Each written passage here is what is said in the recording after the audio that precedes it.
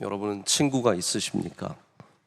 친구는 다 친구라서 친구가 아니라 가까운 사람, 또 우리에게 힘이 되는 사람, 또 우리가 사랑하는 사람 다 친구인데 친구는 우리의 삶에 정말로 중요한 요소입니다. 그래서 친구가 반드시 나이가 같다. 우리나라 사람들은 또 나이가 조금만 달라도 선배, 후배가 되고 친구라고 말하기 힘든데 꼭 나이가 같아야만 친구가 되는 것은 아닙니다. 혹은 같은 동네에서 자란 아주 오래된 5살 때, 7살 때 그런 가까웠던 친구들만 친구가 아니죠. 이런 조건들이 절대적인 조건이 아니라 좀 친구라는 것은 더 폭넓은 의미를 갖고 있습니다. 함께 삶을 나눌 수 있는 사람, 함께 즐거움을 나누고 얘기를 나누고 함께 시간을 보낼 수 있는 사람, 다 이런 사람들이 친구가 될 수 있습니다. 그리고 이런 가까이 있는 사람들이 여러분의 삶을 건강하게 만듭니다.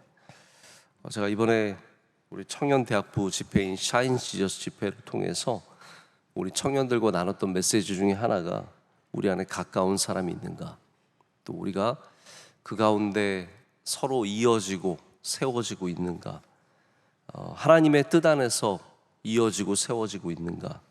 이제 그렇기 때문에 우리가 하나님 안에서, 예수 그리스도 안에서 더욱더 연합하는 그러한 일들을 해야 한다라는 말씀을 전했습니다. 아마 유튜브로도 예배 함께 들으시고 또 설교를 들어보신 분도 있으시겠지만 제가 가장 먼저 한 얘기가 그거였어요. 우리 작년에 11월인가요? 저희 은파 포럼에 있었을 때 한 발제자가 어떤 발표를, 어떤 내용을 얘기했냐면 일본 13년 전이죠. 벌써 한 2012년으로 제가 기억하는데 일본 대지진 때 많은 사람들이 정말로 피해를 입고 죽고 여러 가지 어려운 일이 있었는데 또 많은 사람들이 살아남았습니다. 근데 그 살아남은 사람들이 누구 때문에 살았느냐? 사이렌이 울려서 도망간 사람도 있지만 많은 사람들이 살아난 이유가 소방관들 때문도 아니고 경찰들 때문도 아니고 이 발제자가 얘기하시기를 이웃 때문에 살아남았다라고 얘기하더라고요. 제가 그게 참 공감이 갔어요. 이웃이 어려운 일 있을 때 도망가라고 깨워주고 일어나라고 알려주고 아무도 모르고 있을 때 가서 꺼내주고 이런 일들이 정말로 많이 있었다는 거죠. 그러면서 우리 삶의 이 풍요로움, 휴먼 플로리싱의 가장 중요한 것을 어떤 것인지 판단하는 기준 중에 하나가 가까운 사람이 있느냐라고 했을 때 제가 굉장히 많이 도전을 받았습니다. 여러분, 가까운 사람이 있어야 건강한 삶을 삽니다. 근데 특별히 우리 그리스도인들에게 가장 중요한 가까운 관계는 예수 그리스도입니다. 여러분이 주님과 가까워지시는 일에 정말로 최선을 다하셔야 합니다. 왜냐하면 주님은 이미 우리와 가까우시기 때문에 우리만 주님과 가까워지면 되는 건데 그 일들에 열심을 내야 하고 또 그것이 우리의 신앙의 건강함을 진단할 수 있는 가장 중요한 요소 중에 하나라는 거죠. 근데 언제부터 예수님은 우리의 친구가 되어주신 걸까요? 자, 우리가 조금만 더 전으로 돌아가서 구약 성경으로 가면은 하나님은 우리의 친구처럼 느껴지지 않습니다. 자, 특별히 구약 성경에서 우리가 하나님의 이름을 함부로 부를 수가 없었습니다. 여호와의 이름을 망령되이 일컫지 말라. 너는 나의 이름을 망령되이 일컫지 말라고 해서 하나님의 이름을 부를 수 없는, 우리 예전 홍길동인가요? 아버지를 아버지라 부를 수 없. 그게 이제 가장 큰 슬픔이잖아요. 그 친구한테 하나님의 이름을, 여호와 야훼의 이름을 부를 수 없는 것이 원래 사실은 신앙이었습니다. 근데 이게 바뀌잖아요. 우리 신약 성경으로 어떻게 바뀝니까? 예수님의 이름을 부르라는 거예요. 이게 여러분 얼마나 극적인 전환인지 느껴지십니까? 우리가 절대로 부를 수 없었던 여호와의 이름에서 이제는 마음껏 외쳐야 하고 오히려 더 많이 외치라고 하는 것이 예수 그리스도의 이름이라는 겁니다. 여러분 뭐 아시겠지만 하나님은 사실은 하나님의 이름이 아닙니다. 이게 하나님은 유일하신 신을 가리키는 말입니다. 저도 하느님보다는 하나님이 훨씬 더 맞는 표현인 것 같아요. 하느님은 뭐예요? 하늘에 계신 누군가를 말하는 거죠. 근데 우리 하나님은 유일신, 한 분밖에 안 계신 그분을 가리키는 말입니다. 성경적으로 하나님의 이름은 뭡니까? 그러면 여호와죠. 여호와. 그래서 우리 여호와 하나님, 하나님 여호와 이렇게 적혀 있습니다. 요즘에는 이제 또 우리가 야훼라는 이름을 많이 쓰고 있는데 개역 개정은 공동 번역은 야훼로 갔지만 개역 개정은 여전히 여호와를 쓰고 있습니다. 이게 모음의 차이예요. 자음은 계속 똑같습니다. 이 히브리 성경에 적혀 있는 네 글자, 네 자음이 바로 여호와의 이름의 근거인데 이거를 너희는 나의 이름을 망령되 일컫지 말라라고 하는 계명 때문에 사람들이 발음할 수가 없어서 자음만 적어놨습니다. 그래서 이걸 테트라그라마톤이라고 하는데 우리는 다 그래서 여호와 이름을 명확하게 몰랐어요. 이것도 중세 이후에 사람들이 여호와일 것이다 라고 주장을 하면서 여호와라고 되어 있고, 히브리 사람들은 뭐라고 부르는지 아십니까? 여호와를 여전히 발음하지 않고 아도나이라고 하죠. 주님, 아도나이라고 말합니다. 하나님의 이름을 처음 들은 사람은 모세입니다.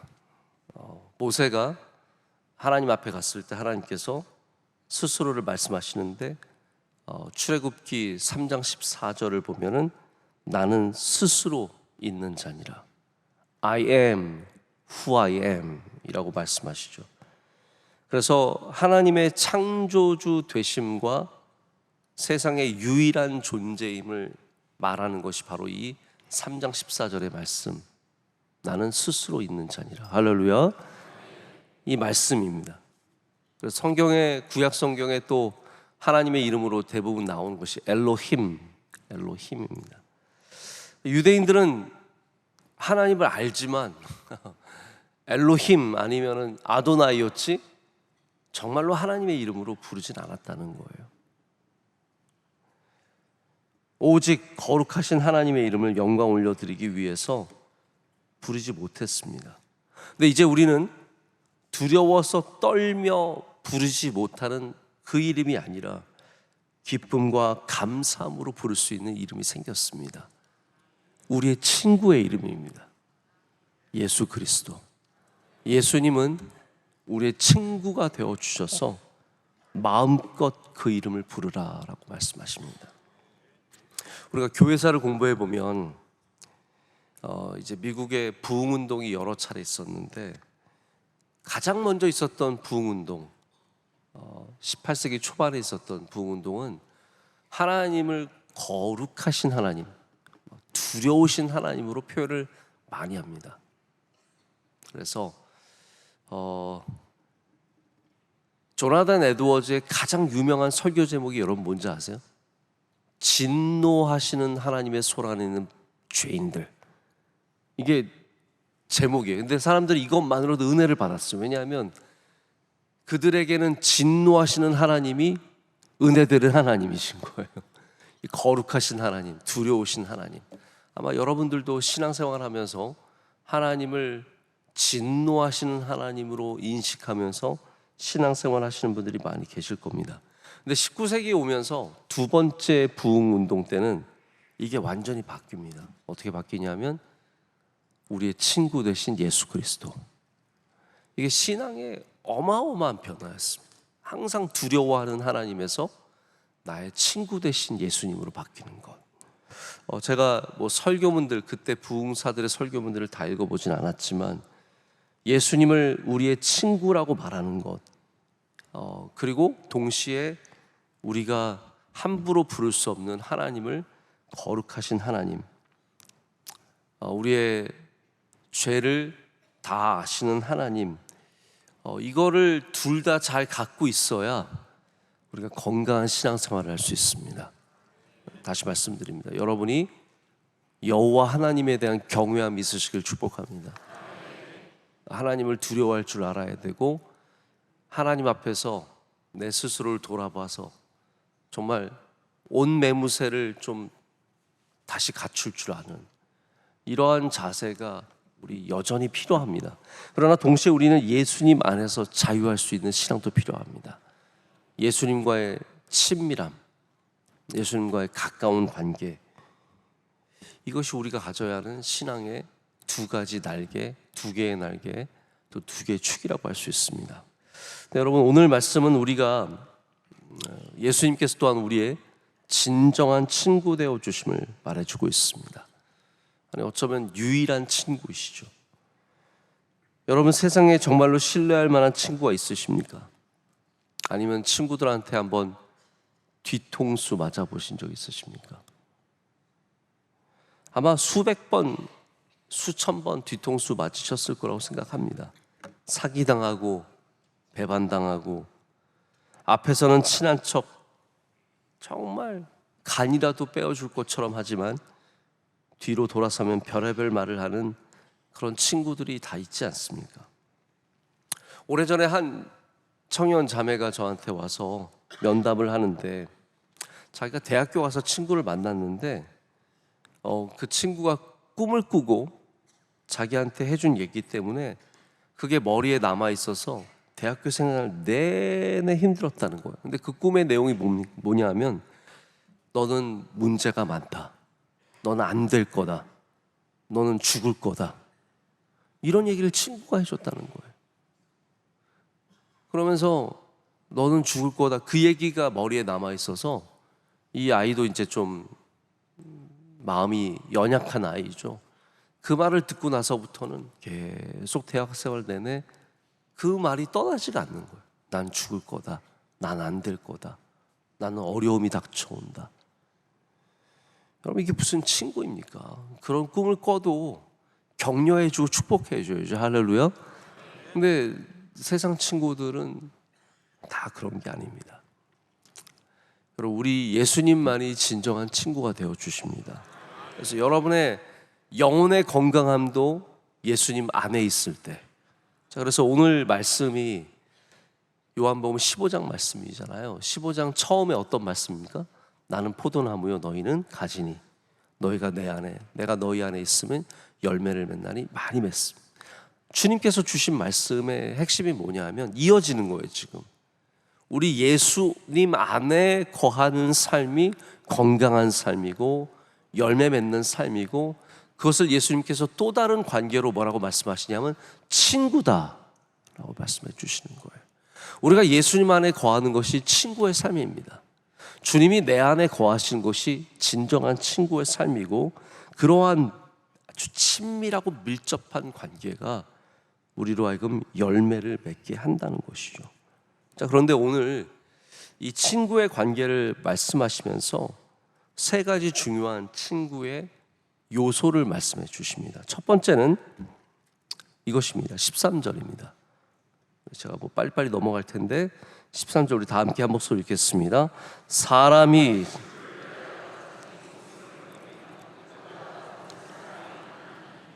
아멘.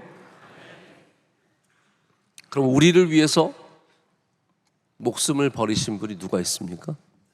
예수님이신 거예요. 예수님이 우리의 진정한 친구 되신 이유는 우리랑 맨날 함께 있고 뭐 같이 놀고 어디 가고 같이 밥 먹고 이런 것만이 아니라 바로 자기 희생적인 요소가 있었기 때문입니다. 여러분, 친밀함에는 가까움만 있는 것이 아니라 자기 희생이라는 것이 있습니다. 여러분의 친구를 돌아보면서 한번 오늘 친구와 안 친구를 좀 분별해 보세요. 누가 안 친구예요? 자기 희생이 없는 사람, 친구가 아닌 겁니다. 오로지 뭔가 빼먹을 것만 있고 가져갈 것만 있고 챙길 것만 있는 관계는 진정한 친구가 아닙니다. 뭐 이건 경제의 우위를 뭐 누가 좀 더 잘 살고 누가 좀 더 못 살고의 문제가 아닙니다. 여러분, 훨씬 물질이 없어도 자기 희생적인 사람들이 있습니다. 그러나 모든 것을 다 내가 얻는 것으로, 내가 가져가는 것으로, 그래서 여러분들도 예수님의 진짜 친구가 되시려면 예수 그리스도를 위해서 자기 희생적인 것을 해야 합니다. 많이 못해도요, 조금이라도 할 수 있어야 합니다. 나의 시간과 나의 힘과 그리고 더 나아가서 나의 물질까지도 예수 그리스도를 위해서 희생할 수 있는, 저는 솔직히 여러분한테 죽으라고는 말 못하겠어요. 뭐 예수님 위해서 죽을 수 있으면 죽어보세요 한번. 근데 쉽지 않잖아요. 그러나 죽지는 못해도 우리가 자기 희생적인 삶은 살아야 한다. 그래서 우리가 그리스도인이라고 말하면서 자기 희생이 전혀 없는 이 시대가, 그래서 예수님과 점점 멀어지는 겁니다. 여러분, 바라기는 여러분이 정말로 예수님과 가까운, 가장 가까운 친구 되기 위해서 나를 희생할 수 있는, 손해볼 수 있는 그러한 주님의 친구 되시길 축복합니다. 두 번째 요소는 14절 말씀입니다. 우리 14절 함께 읽겠습니다. 너희는 내가 명하는 대로 행하면 곧 나의 친구라. 아멘. 면밀하게는, 좀 더 자세히는 예수님이 하시는 말씀 그대로 하는 것이 예수님의 친구가 되는 것이지만, 좀 더 폭넓게는 뭐냐면 행함이 있어야 예수님의 친구라는 겁니다. 말만 친구야, 나 친구야, 친구야 해놓고 아무것도 하지 않는 것은 친구가 아니라는 것이죠. 왜 주님이 우리의 진정한 친구가 되어 주시냐면, 주님께서는 행함이 있으신 분이시기 때문입니다. 또한 그 전에 내가 아버지의 뜻대로 행한다라는 말씀을 통해서 아버지와 예수 그리스도의 친밀함을 우리에게 보여주셨습니다. 우리가 하나님의 뜻대로 행하는 사람이 되어야 하나님과 가까운 사람이고, 예수님께서 말씀하신 것을 기억하면서 주님의 뜻대로 행하는 사람이야 주님의 친구가 될 수 있습니다. 여러분, 예수님과 친구 되신 삶을 살아가시길 축복합니다.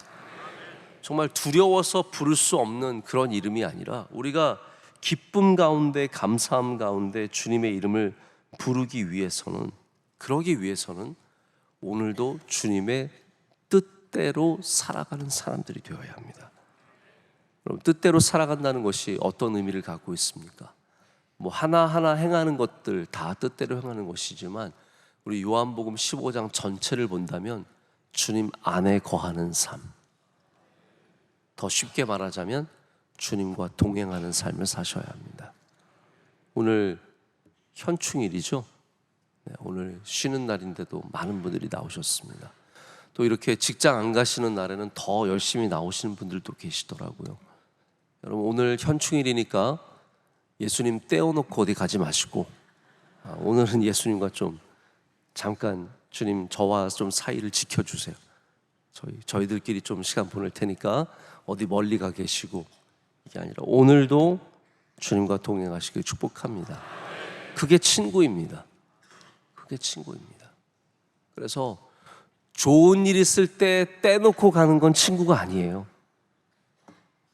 좋은 일 있을 때도 함께 가는 게 친구입니다. 자, 마지막으로 우리 15절 말씀 다 함께 읽겠습니다. 이제부터는 너희를 종이라 하지 아니하리니 종은 주인이 하는 것을 알지 못함이라. 너희를 친구라 하였노니 내가 내 아버지께 들은 것을 다 너희에게 알게 하였습니다. 아멘. 마지막으로는 아는 것입니다. 우리가 주님을 알아야 합니다. 우리가 주님을 모르기 때문에 주님과 가까워질 수 없습니다. 여러분, 오늘도 주님의 말씀을 통해서, 주님의 가르치심을 통해서, 주님이 보여주신 것을 통해서 주님을 더 알아가시길 축복합니다. 알아야 친구입니다. 친구가 어려운 일이 있는데 나 몰라라 하면 친구가 아닙니다. 슬픔이 있는데 몰라주면 친구가 아닙니다. 괴로움이 있는데 전혀 상관 안 하면 친구가 아닙니다. 우리는 주님을 더 알아가길 간절히 소망합니다. 그러한 친구 되셔서 마음껏 주님의 이름 부르시고, 할렐루야, 친구의 이름을 부르세요. 그게 친구 아닙니까? 친구를 찾으세요. 친구와 가까이 하십시오. 그것이 여러분의 영혼을 건강하게 하고 여러분의 삶을 건강하게 하실 줄로 믿습니다.